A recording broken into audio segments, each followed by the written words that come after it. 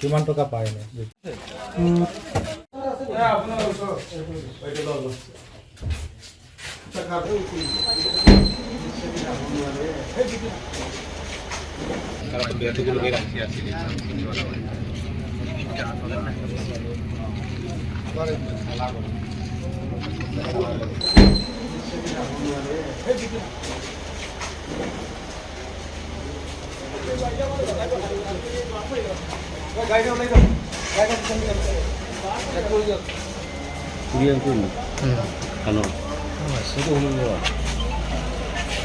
গোলাঘাট জিলাৰ ছোৱালী এজনী ইয়াত ডবকা ৰোৱাৰ পাৰত ছোৱালীজনী বিয়া হৈছিলে।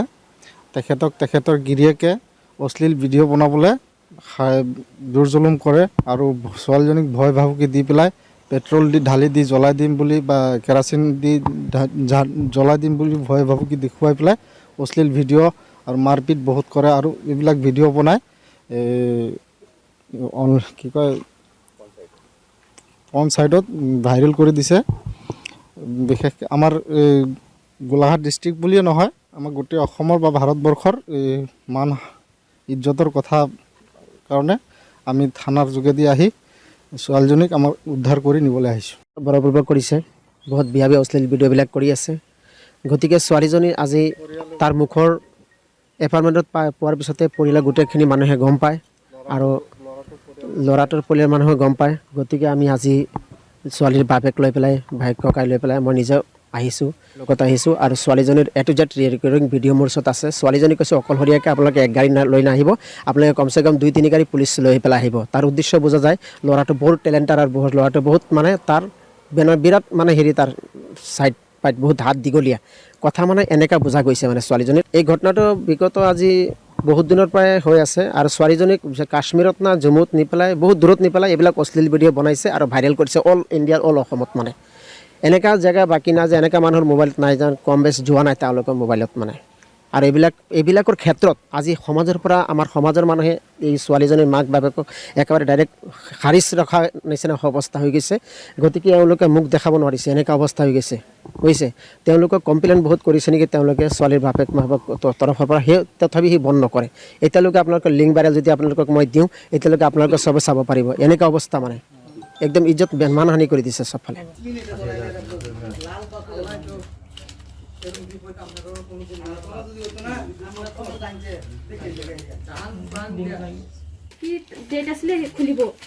কিমান টকা পায় এনে?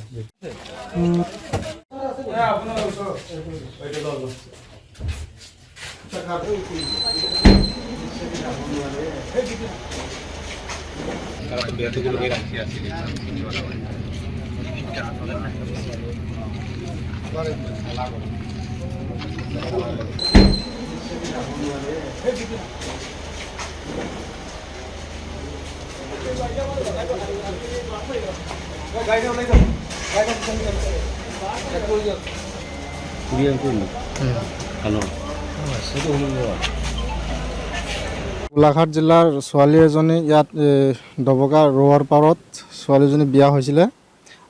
তেখেতৰ গিৰিয়েকে অশ্লীল ভিডিঅ' বনাবলৈ জোৰ জুলুম কৰে আৰু ছোৱালীজনীক ভয় ভাবুকি দি পেলাই পেট্ৰল দি ঢালি দি জ্বলাই দিম বুলি বা কেৰাচিন দি জ্বলাই দিম বুলি ভয় ভাবুকি দেখুৱাই পেলাই অশ্লীল ভিডিঅ' আৰু মাৰপিট বহুত কৰে আৰু এইবিলাক ভিডিঅ' বনাই